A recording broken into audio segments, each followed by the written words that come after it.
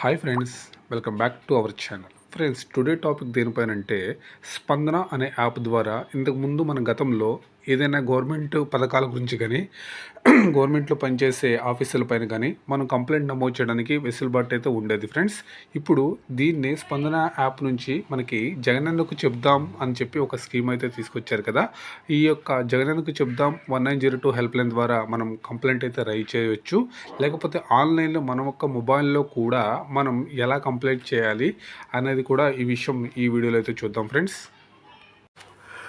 ప్రభుత్వం తరపు నుంచి ఏమన్నా మీకు సమస్యలు ఉన్నా సరే, లేకపోతే మీకు సంబంధించిన అమ్మఒడి కానీ, లేకపోతే వైఎస్ఆర్ చేయూత, ఇంకేమన్నా స్కీమ్స్ మీకు నవరత్నాల్లో ఎలాంటి స్కీమ్స్ అయినా సరే మీకు రాకపోయినా, మీరు ఎలిజిబిలిటీ ఉండి కూడా మీకు ఇవ్వకపోయినా, ఎందువల్ల ఇవ్వలేదో మీకు కారణాలు చెప్పకపోయినా పనిచేస్తున్న సిబ్బంది పైన కూడా మనం కంప్లైంట్ అయితే రైజ్ చేయొచ్చండి.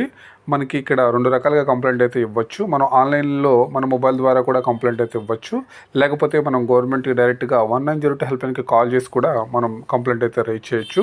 ఫ్రెండ్స్, చాలామంది అడిగారు ఈ యొక్క యాప్ ద్వారా కానీ, ఈ యొక్క వెబ్సైట్లో కానీ ఎలా లాగిన్ అవ్వాలి, ఎలా మనం కంప్లైంట్ రైజ్ చేయాలి అని అడిగారు. ముందుగా అయితే చూద్దాం ఫ్రెండ్స్, ఈ యొక్క వెబ్ పేజ్ అనేది ఎలా ఓపెన్ చేయాలో. అంటే దీనికి యాప్ కూడా ఉంది. నేనైతే వెబ్ పేజీలో మీకు గూగుల్ క్రోమ్లో ఓపెన్ చేసి చూపిస్తాను.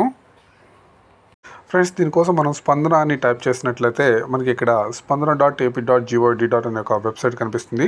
దానిలోకి అయితే మనం వెళ్ళిపోదాం. ఈ విధంగా పేజ్ అనేది ఓపెన్ అవుతుంది.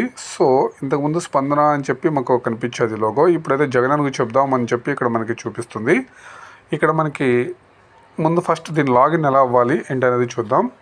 ఇక్కడ హోమ్, గ్యాలరీ, తర్వాత సంబంధించినవన్నీ ఉన్నాయి కదా. ఇక్కడ లాగిన్ అనే బటన్ మీద మనం ప్రెస్ చేసి ఇక్కడ చూడండి, ఇక్కడ ఆఫీసర్ లాగిన్ ఉంటుంది, సిటిజన్ లాగిన్ ఉంటుంది. మన సిటిజన్ లాగిన్లోకి అయితే వెళ్దాము. ఇక్కడ మీ యొక్క ఆధార్ నెంబర్ కానీ, వర్చువల్ ఐడి కానీ ఉన్నట్లయితే మీరు లాగిన్ అయితే అయిపోవాలి. ఇక్కడ నేను ఆధార్ నెంబర్ ఇచ్చి కింద ఉన్న క్యాప్చర్ అనేది ఎంటర్ చేస్తాను. కొంతమంది అడుగుతున్నారు క్యాప్చర్ ఎంటర్ చేస్తే రావట్లేదని చెప్పి. చూడండి, క్యాప్చర్ అయితే వచ్చింది. తర్వాత ఓటీపీ అనేది మనకు వస్తుంది. గెట్ ఈకేవైసీ ఓటీపీ కూడా మనం ద్వారా లాగిన్ అయితే అవ్వాలి. సో చూద్దాం. మనం ఆధార్ కార్డ్ ద్వారా నేను లాగిన్ అయితే అవుతున్నాను. ఆధార్ కార్డ్కి ఓటీపీ అనేది సెండ్ అవుతుంది. ఇక్కడ ఉన్న క్యాప్చర్ అనేది ఇచ్చేయండి.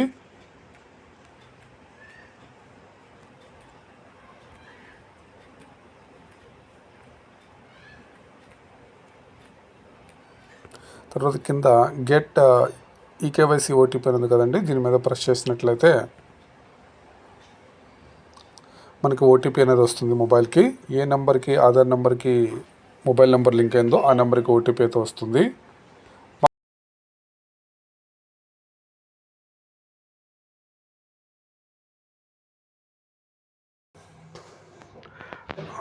ఈ విధంగా మనం మొబైల్కి వచ్చినటువంటి ఓటీపీతో మనం స్పందన యాప్లోకి కానీ, స్పందన వెబ్సైట్లో కానీ, లేకపోతే జగనన్నకి చెప్దాం అనే ఒక వెబ్సైట్ ద్వారా కానీ మనం దానిలోకి అయితే వచ్చేస్తామండి. ఈ విధంగా ఉంటుంది.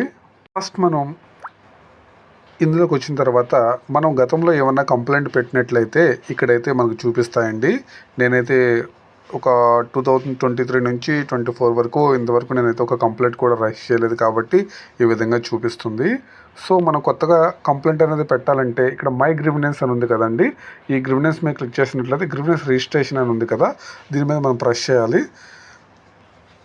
ఇక్కడ మీరు మొబైల్ నెంబర్ మార్చుకోవాలనుకుంటున్నారా, తర్వాత మీ యొక్క డీటెయిల్స్ అనేది ఇక్కడ మొత్తం వచ్చేస్తాయండి.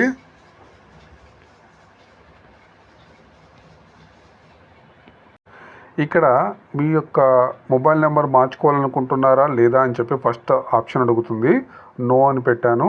దాని తర్వాత మీ యొక్క పేరు కానీ, మీ బర్త్డే కానీ, తర్వాత మీ జిల్లా, మీ యొక్క ఇంటి నెంబర్తో సహా మొత్తం ఇక్కడ వ్యక్తిగత సమాచారం అనేది మొత్తం చూపిస్తుంది. చూడండి, ఇక్కడ కిందకు వస్తున్న తర్వాత కమ్యూనిటీ వ్యక్తిగత సంఘం, వ్యక్తిగతంగానా లేకపోతే సంఘం ద్వారా కానీ మీరే అని చెప్పి చూపిస్తుంది కదా. ఇక్కడ మనం సెలెక్ట్ చేసుకోవాలండి. మీరు ఫస్ట్ మీ యొక్క జిల్లా, మీ యొక్క మండలం సెలెక్ట్ చేసుకోవాలి. తర్వాత ఫిర్యాదుల గురించి, అంటే మీరు దేనిపైన కంప్లైంట్ పెట్టాలనుకుంటున్నారు. నవరత్నాల్లో కానీ ఏదన్నా మీకు ప్రాబ్లమ్స్ ఉన్నట్లయితే కూడా దానిపైన కంప్లైంట్ అయితే నమోదు చేయవచ్చు. తర్వాత మీకు సచివాలయం తరపు నుంచి కూడా, సిబ్బంది తరపు నుంచి కూడా ఏమైనా ప్రాబ్లమ్స్ ఉన్నట్లయితే కూడా ఇక్కడ కంప్లైంట్ అయితే రైజ్ చేయొచ్చు.